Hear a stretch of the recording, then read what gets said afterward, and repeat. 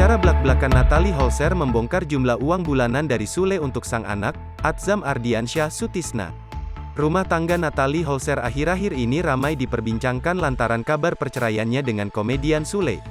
Setelah kabar itu ramai berhembus, kini Natalie muncul dan berbincang dengan Uya Kuya. Saat berbincang dengan Uya Kuya, perempuan berusia 29 tahun itu menyebutkan nafkah bulanan Sule yang biasa diberikan untuk sang anak. Nominal tersebut mencapai 25 juta rupiah, uang tersebut untuk kebutuhan sang putra, Atzam Ardiansyah Sutisna.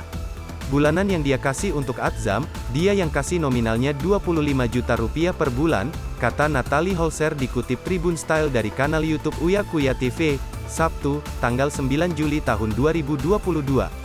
Setelah Natalie gugat cerai Sule, nampak rumah tangga keduanya memiliki hubungan yang tak baik. Setelah gugatannya masuk, paling cuma chat "Assalamualaikum boleh lihat Atzam," ujarnya. Saat terjadi permasalahan, mereka pun juga sempat berbicara baik-baik. Namun tampaknya, keluarga Sule masih belum menerima itikat baik dari Natalie. Bahkan yang kisruh kemarin juga sempat ngobrol sama Akang, "Ya kalau mau sama Putri ngobrol ke rumah. Kita ngobrol baik-baik," kata Natalie.